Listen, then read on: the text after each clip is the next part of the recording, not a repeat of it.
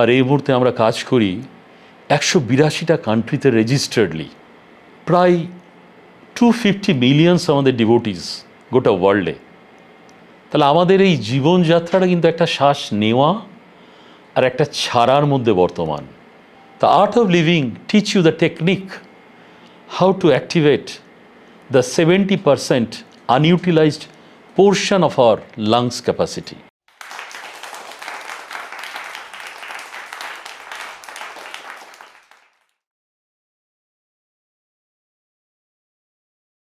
নমস্কার, আমি সুদীপ্ত কুমার কুণ্ডু বলছি।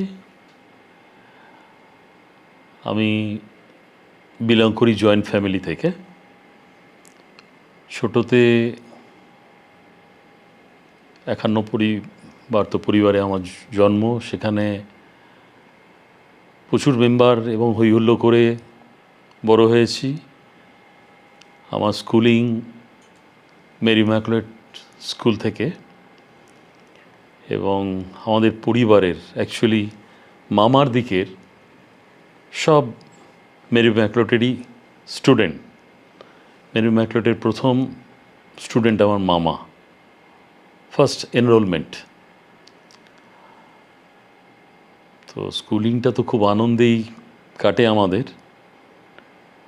তারপরে স্কুল পাস করার পর আসি কেন কলেজে। তখনকার দিনে 12 থেকে গ্র্যাজুয়েশন সবই ছিল কলেজে। সেই জন্য কলেজ লাইফটা কেন কলেজে কাটে। কেন কলেজে কাটার পর তারপরে আমি বিজনেস ম্যানেজমেন্টের একটা কোর্স করি।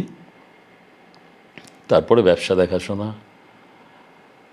নিজেদের ডিস্ট্রিবিউটিং হাউস ছিল গোটা মুর্শিদাবাদ জুড়ে ব্যবসা, সেই সব দেখাশোনা। কিন্তু আমার একটু অ্যাডভেঞ্চার স্পোর্টসের ওপরে বেশি ঝোঁক ছিল। ছোটো থেকে রোলার স্কেট করতাম, যার জন্যে রক ক্লাইম্বিং কোর্স এবং আইস স্কিং করার আমার খুব ঝোঁক ছিল। সেই জন্যে তখন আমি মানালি চলে যাই আমার এক বন্ধুকে নিয়ে। সেখানে আমি আইস স্কিং করি গভর্নমেন্ট ইনস্টিটিউট থেকে, এবং সেখানে সার্টিফিকেটও পাই। প্রায় মাসখানিক ছিলাম সেখানে -10 ডিগ্রিতে, এবং অসাধারণ এক্সপিরিয়েন্স। তারপর সেখানে প্যারাগ্লাইডিং।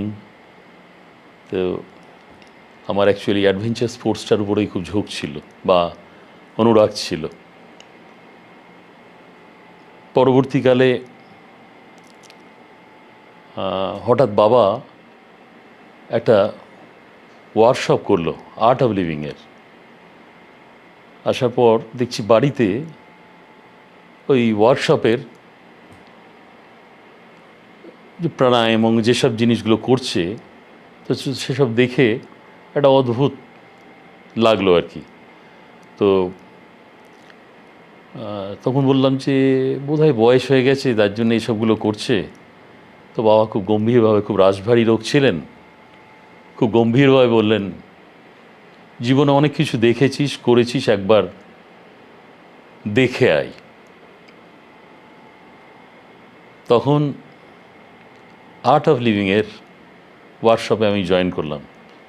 সেটা ছিল 2005 সালের প্রথম দিকে।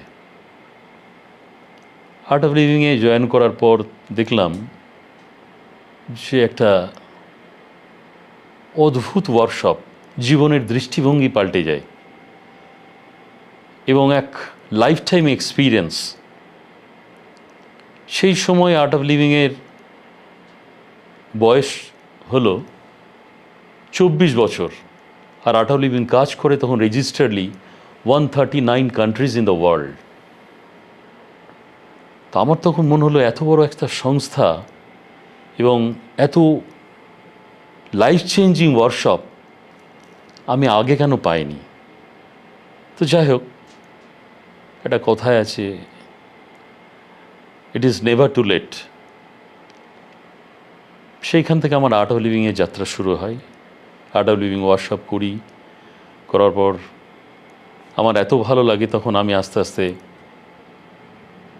কলকাতা থেকে টিচার নিয়ে এসে এখানে বিভিন্ন মানুষদের এই সুন্দর জ্ঞানের আলোতে নিয়ে আসি। সেই যাত্রা শুরু হয়। আমি নিজেও কোনো দিন ভাবিনি এর আরও হায়ার কোর্স এগুলো আস্তে আস্তে সব করতে লাগি। করতে করতে কখন গুরুজি আমাকে ওই চেয়ারটায় বসিয়ে দিয়েছেন সেটা আমি বুঝতেই পারিনি। সেটা 2009 সাল। আর্ট অফ লিভিং সম্বন্ধে একটু বলি। আর্ট অফ লিভিং এটা স্রষ্টা হচ্ছেন শ্রী শ্রী রবিশঙ্করজি, যিনি আজকে ওয়ার্ল্ডের one of the biggest spiritual leader. এবং ওনার পরিচয় এই মুহূর্তে বিশ্বের কোনো কর্নারে কোনো প্রয়োজন নেই। পৃথিবীর প্রত্যেকটা কর্নারে উনি পরিচিত নাম। আর এই মুহূর্তে আমরা কাজ করি 182টা কান্ট্রিতে রেজিস্টার্ডলি। প্রায় 250 মিলিয়নস আমাদের ডিভোটিস গোটা ওয়ার্ল্ডে। বাইরের বিভিন্ন কান্ট্রিতে গভর্নমেন্ট লেভেলে, ডিফেন্সে, সেখানে art of living course is a must. আমাদের এখানে ডিফেন্সেও আর্ট অফ লিভিং মাস্ট করে দিয়েছে। আমি ন্যাশনাল টিচার এবং আমি ডিফেন্সেও ক্লাস নিয়েছি। তাছাড়া এখানকার যে অ্যাডমিনিস্ট্রেটিভ বিল্ডিং, সেখানেও আমি আরপি, রিসোর্স পারসন। সেখানে যত গ্রেডেড অফিসারদের গভর্নমেন্ট ট্রেনিং হয়, সেখানে আমার একটা স্লট দেয়া হয়েছিল। ইদানিক লকডাউনের পর সেটা একটু বন্ধ আছে। প্লাস এখানের যে জেলখানা, সেখানেও কন্ডেম প্রিজনাররা আমার আন্ডারেও ওয়ার্কশপ করতেন। তো অ্যাকচুয়ালি আর্ট অফ লিভিংটা কি? আর্ট অফ লিভিং মানুষ কেন করবে? ধরো একটা মানুষ, যদি একটা বাচ্চা, আমি তোমাকে জিজ্ঞেস করি, একটা বাচ্চা জন্মায়, বাচ্চাটা কি করে? তো বেশিরভাগ মানুষ উত্তর দেয় যে বাচ্চাটা কেঁদে ওঠে। তো অ্যাকচুয়ালি বাচ্চাটা শ্বাস নিয়ে কেঁদে ওঠে। আর শেষ কাজটা করে কি? শ্বাস ছেড়ে দেয়, তখন অন্যরা কাঁদে। তাহলে আমাদের এই জীবনযাত্রাটা কিন্তু একটা শ্বাস নেওয়া আর একটা ছাড়ার মধ্যে বর্তমান। কিন্তু এই শ্বাসটাকে নিয়ে আমরা ভাবি না। কেন ভাবি না? এটা এত ইজি ফ্লোয়িং। শ্বাসটা কখন মনে পড়ে যে শ্বাস বলে একটা বস্তু আছে? যখন হয়তো লিফটে উঠবো, কারেন্ট নেই, হেঁটে উঠছি বা পাহাড়ে উঠছি, ভয় লাগছে, তখন কিন্তু মনে হয় যে শ্বাস বলে একটা বস্তু আছে। এছাড়া শ্বাসটাকে আমরা গুরুত্বই দিই না। কিন্তু শ্বাসটা আমাদের জীবনে এত ভাইটাল, সেটা আমরা জানিই না। আমরা মূলত জানি কি, আমাদের শরীরের যেসব বর্জ্য পদার্থ সেটা এক্সক্রিট সিস্টেম দিয়ে বেরোয়। কিন্তু আসল ব্যাপারটা হচ্ছে তা নয়। আমাদের লাংসের 3টে লোবস আছে, আপার, মিডল এবং লোয়ার। তো আমরা এই যে শ্বাস নিচ্ছি, বড় হচ্ছি, we are utilising only 30% of our lungs capacity. মাত্র 30% আমরা ব্যবহার করি, 70% আমরা ব্যবহার করি না। তাহলে এই যে আমরা বড় হচ্ছি, চলাফেরা করছি, যা কিছু করছি, মাত্র 30% লাংস ক্যাপাসিটি ব্যবহার করে। তাহলে এইরকম যদি কোনো টেকনিক জানা থাকতো, আনইউটিলাইজড পোর্শন 70%, সেটাকে অ্যাক্টিভেট করতে পারতাম, তাহলে নিশ্চয়ই আরও ভালো থাকতাম। The art of living teach you the technique how to activate the 70% unutilized portion of our lungs capacity. এবং রিসার্চ বলছে আমাদের শ্বাসের মাধ্যমে 90% বর্জ্য পদার্থ বেরিয়ে যায়। 8% এক্সক্রিট সিস্টেম, 2% ঘাম ইত্যাদি।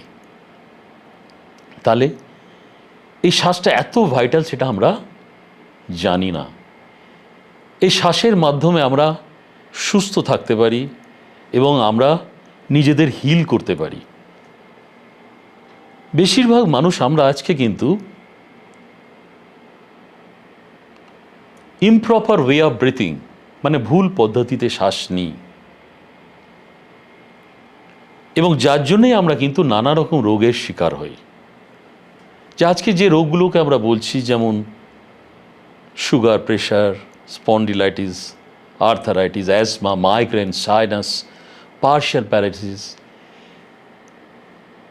প্রায় 153 সাইকোসোম্যাটিক ডিজিজ, এগুলো ডিজিজ নয়, এগুলো psychosomatic disease, due to tension, stress, depression, frustration, anxiety, এগুলো আমাদের মধ্যে জন্মায়। তা আমরা জীবনযাত্রায় স্ট্রেস আসবে না এরকম হতে পারে না, দৈনন্দিন জীবনের স্ট্রেস হবে না এটা হতে পারে না। কিন্তু আমরা আর্ট অফ লিভিংয়ে কি শেখাই, এই স্ট্রেসের মধ্যে থেকেও কি করে স্ট্রেসটাকে ড্রিবল করে সুন্দর হাসি মুখে জীবনযাপন করা যায়। This is art of living, জীবন জিনে কি কলা, জীবনযাপনের শৈলী। একটা বাচ্চা যখন প্রথম জন্মায় 48 দিন পর্যন্ত সেই বাচ্চাটার এই ইহজগতের সঙ্গে রিলেশন থাকে না, শুধু প্রকৃতির সঙ্গে রিলেশন থাকে, যার জন্যে বাচ্চাটা প্রত্যেক দিন 400-র বেশি, প্রায় 417 বার হাসে। কারণ বাচ্চাটা প্রকৃতির সঙ্গে একই রিদমে বাঁচে সেই সময়। আস্তে আস্তে যখন আমরা বড় হই, জীবনের বিভিন্ন ঘাত প্রতিঘাত অভিজ্ঞতার সঙ্গে সঙ্গে আমাদের এই হাসিটা চলে যায়। 25 বছরের পর থেকে দেখা যায় আমরা দিনে 17 বার হাসি। তারপর আস্তে আস্তে যখন আরও বড় হই, তখন যখন আমরা আমাদের ডেজিগনেশন হয়ে যায়, আমরা অমুক, আমরা তমুক, তখন 17 দিনে একবার হাসি। আর অ্যাকচুয়ালি যখন বয়স হয়ে যায় মানুষের, তখন তারা হাসতেই ভুলে যায়, তাদের সামনে হাসলেই বরং তারা রেগে যায়। এবং আর্ট অফ লিভিং শেখানো হয় কি করে মনটাকে কন্ট্রোল করা যায়। আমরা স্কুল, কলেজ, ইউনিভার্সিটিতে অনেক পড়াশোনা করেছি, but nowhere we are taught how to control our mind. এই মনটাকে কি করে কন্ট্রোল করা যায় সেটা শেখায়নি, কারণ মনটাই সব। আমাদের যে পঞ্চ ইন্দ্রিয় আছে সেটাও কিন্তু মন ছাড়া কাজ করে না। কিরম? আমরা চোখ দিয়ে দেখি, যদি মন যুক্ত না হয় তাহলে কিন্তু we are just looking, we are not seeing. আমরা কান দিয়ে শুনি, তো যদি মন না যোগ হয় তাহলে we can only hear but we don't listen. যার জন্য বাচ্চাদের আমরা বলি মন দিয়ে পড়াশোনা কর। আরে মন দিয়ে তো পড়াশোনা করা যায় না, কিন্তু মনটা প্রয়োজন হয়। আমরা খাওয়ার সময় যদি মন যোগ না হয় তাহলে আমরা খেতে পারি কিন্তু টেস্টের অনুভূতিটা পাবো না। সেই জন্য মনটা ভীষণ প্রয়োজন। আর আজকের সমাজে মনটাই সব থেকে বড় কারণ। আমাদের প্রত্যেকটা স্ট্রেস এই মনের কারণে। ও আমাকে এই বলল, ও আমাকে এই যদি না বলতো তাহলে আমি আরও ভালো থাকতাম, ও আমার জীবনে এই করলো, এটা যদি না করতো তাহলে আমি আরও ভালো হতো, আমার অনেক ভালো হতো। এই যে ব্যাপারগুলো চলে আসে এগুলো সব মন থেকে। যার জন্য এই মনটাকে কী করে কন্ট্রোল করা যায় সেটা আর্ট অফ লিভিংয়ে শেখানো হয়। আমরা বলি শ্বাসটা একটা সুতো আর মনটা ঘুড়ি। শ্বাস দিয়ে মনটাকে কন্ট্রোল করার শেখানো হয় আর্ট অফ লিভিংয়ে। এছাড়া আর্ট অফ লিভিংয়ে যেটা একটা সব থেকে বড় জিনিস শেখানো হয় সেটা হচ্ছে সুদর্শন ক্রিয়া। এটা এক unique and unparalleled divine breathing technique. 1982 Shri Shri Ravishankarji, আমাদের গুরুজি, উনি 10 দিন সমাধিস্থ হয়ে গেছিলেন। সমাধিস্থ হওয়ার পর ওনার মধ্যে একটা অদ্ভুত শক্তি উনি পান, যে এই শক্তি উনি দেখলেন এই শক্তি দিয়ে সমাজের যে কোনো রোগ সারানো যায়, মানুষের যে কোনো রোগ সারানো যায় এবং মানুষ সুস্থ থাকতে পারে, হাসি মুখে জীবনযাপন করতে পারে। সেই সময় থেকে আর্ট অফ লিভিংয়ের যাত্রা শুরু হয়। আমাদের আর্ট অফ লিভিংয়ে এই প্রাণায়াম আছে, যোগা আছে। যোগা প্রাণায়াম বিভিন্ন জায়গায় পাওয়া যায়।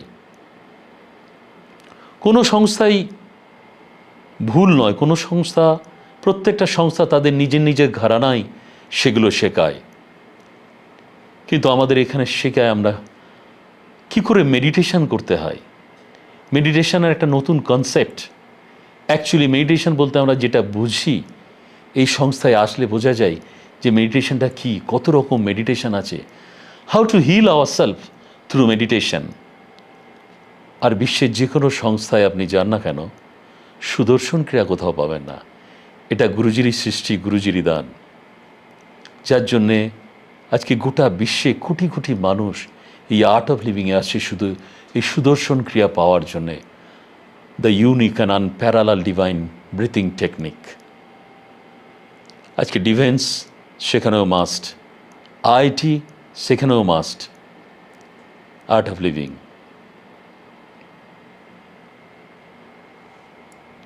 এইভাবেই আমার এখন আর্ট অফ লিভিংয়ে নিয়ে জীবনযাত্রা চলছে এবং আমি নিজেকে গর্ববোধ মনে করি যে আমি এই আর্ট অফ লিভিং সংস্থার একজন senior art of living teacher, বহরমপুরের সিনিয়র মোস্ট ফার্স্ট টিচার এবং মুর্শিদাবাদের second senior most teacher, national teacher.